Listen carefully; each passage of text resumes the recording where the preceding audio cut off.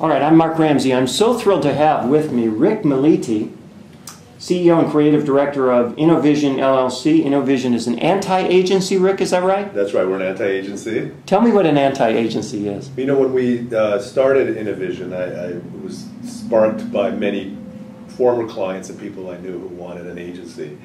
And in my conversations with them, there was a definite constant thread throughout all the conversations. And that thread was, we hate our agency. And we're tired of working with our agency, or we don't like what our agency's doing anymore, or agencies don't listen anymore, or the agencies are only concerned in their own self-interest, or these are the things I was hearing consistently, and I'm sure that's not true of all agencies, but this is what I was hearing from people that were obviously a little bit disgruntled with their agencies. So in a conversation with my team here, one of us jokingly said, well, boy, it sure seems like being an agency is tough today. You know, it's like no one seems to like the agencies anymore. And someone said, yeah, we should be the anti-agency. And it just stuck. And we started using it, and sure enough, it started getting a lot of attention, not only in the media, but by our clients, by other people. So we trademarked it, luckily enough. I can't believe that was available. Yeah, I couldn't believe it either, but we trademarked it, and it's a national trademark that we have, and we live by it. And basically everything that they said they were not happy with about agencies, we strive to be different. We want to be a very different type of a company that can provide clients results and services that they'll be happy to say they're working with us. Okay. So from the perspective of media, you obviously are involved with your clients with all manner of media. And you don't like to use the term buy. I understand you like to use the term invest. Absolutely, absolutely. How do you make investment decisions differently from the way another agency would make buying decisions? So we started talking to people, and oddly enough, it was just really when the term non-traditional media or non-traditional radio, NTR, was starting to get some traction. And we started asking what that was, and we started looking at so much more than just buying the media schedule. How else can we integrate our clients into the media where it would make impact? And what we started learning was that speaking to people on the radio, and if we want to talk specifically radio, but in any medium, it's so critical to catch them when they're interested in hearing about what you have to say. That's no different to me than Facebook, in the sense that, you know, you see a lot of marketers trying to get into Facebook, and for me, an analogy, and I think the next blog I write is going to be about Facebook being this giant party that's going on. If you can imagine or visualize a real party in someone's home, and all the friends are there, and in bursts the door, and the door bursts open, and in comes a car salesman. Who wants to buy a car? Certainly everyone would turn to that person and go, why are you at our party? Get out, and they would shut the door. That's kind of how I see advertising on Facebook, and that's kind of how I think of advertising altogether. I don't want to just burst into people's lives and say, hey, you want to buy something? Do you want to? I don't think that's what people want to hear. I think people have a genuine interest in buying things, but they want to buy it at their discretion. They want to buy it on their time frame, and they want to have the right information, which is why I think advertising still is so important on television and so forth. People love the information, but I think the key is to know when to deliver it to them, to understand their lives, so that you can deliver the radio spots or the promotions when they're hearing it. So we started doing that with in-content advertising, so to speak, or messaging, by talking to people in content, by having more endorsements, by creating more events, more experiential type of media that went along and supported the media schedule, but was not relying exclusively on a media schedule, which, you know, if you look at some of the methodology that's still being used to buy media, it's antiquated. It's what they were using, you know, when there were 3 networks. It wasn't really that hard to buy media then. Bought on all 3 networks and you were done. There's a lot more choices now, and people are definitely much more fickle. Well, I guess the folks at Arbitron would say our methodology is only a few years old now, so it's actually different from the one that was used years ago. How is that?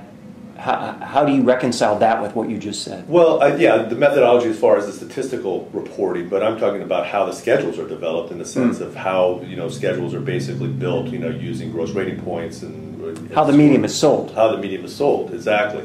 As far as what you're talking about methodology, yeah, that's changed, that's evolved, but it's only a slice of what I think should be looked at when making media decisions. Is it a slice that's more important than it used to be, or less important than it used to be? I think it's. I think when it was the only way to do it, I think it was obviously way more important. But I think as people became more intelligent about media and started looking at more the sociology of it and the psychology of it and the individuality of it, I think it became less important. And I think there are many other factors, in my opinion anyway, and we've seen tremendous results for our clients that are more critical. You know, there's some situations where people tell me, in those cases, the agencies, they're literally not being motivated for results. They're being motivated to buy at the lowest cost per point radio with the following bundle of cash. Is that attitude changing? Because it seems to me if that doesn't change among clients, the system doesn't change. I agree with you, and I think it's the agencies and the anti-agencies' responsibility to educate the buyers, the people who are investing the money into the mediums, and explain to them that there's so much more. That's the easy way to do things, and it's human nature to do things the easy way. What we do here at Innovision is much more difficult. It requires much more manpower. We throw way more people at our media buying process than you would in a traditional agency, because we look at so many different parts of the concept, as opposed to just buying the gross rating points or buying cost per point. That's the easy way. That's what I'm talking about, the antiquated way. That's one way of doing it, and this shouldn't be the only way. There should be something to look at, something to consider, but don't let that drive your decision. I think that's a mistake. Now, these other pieces that you're talking about, you mentioned the difference between promotions and just buying spots. You mentioned in-content, which is interesting. I want to know what that is. You mentioned endorsements, events, and experiential things. Now, all of these are things that involve your media decisions with radio broadcasters as well as other media, right? Absolutely. And the more you can integrate your client naturally and organically into someone's life and make it part of their own personal brand. And by their own personal brand, you're talking about the consumer. Absolutely, I'm talking about the consumer. The more you can line up your client or your product with their personal brand and the consumer's brand, and make it feel like it's a natural fit, and it's seamlessly presented to them at a time that they want to hear about it, I feel you have a much greater chance of getting into their mind and being there when they make the buying decision. Now, when you talk about endorsements and in-content and so on, this presumes that the radio brand, for example, has talent in place, I assume. I mean, there's got to be some context there to provide that in-content messaging, right? Absolutely. What do you look for? I look for a match for the client.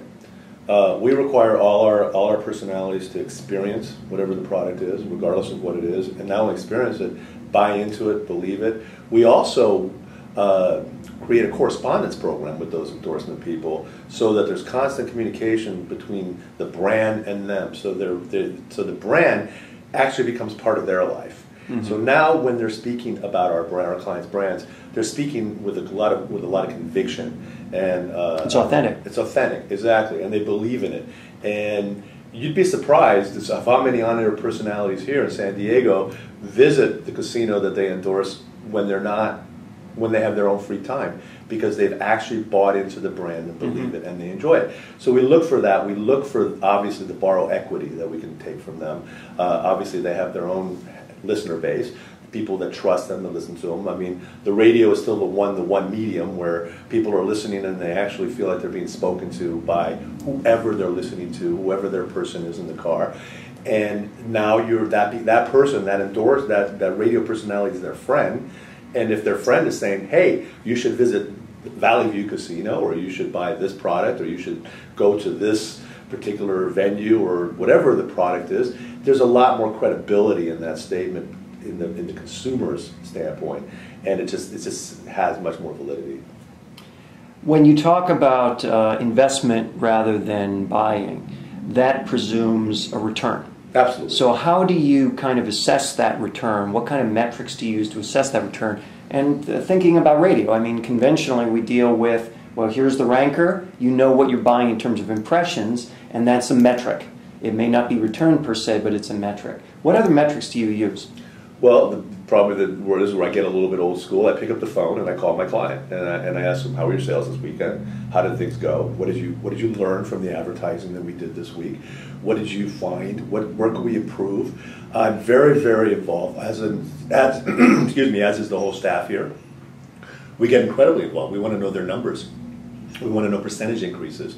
We want to know that's the best way. What's happening at the cash register? I mean, the metrics are the metrics, but we also help our clients learn and educate them to find out that not only are we helping you get your first customer in the door, but now it becomes the responsibility of that client, of that retailer, or whatever the product is, to build that brand and build that relationship with that client so their customer base grows. Mm-hmm. Because that's where the true value is.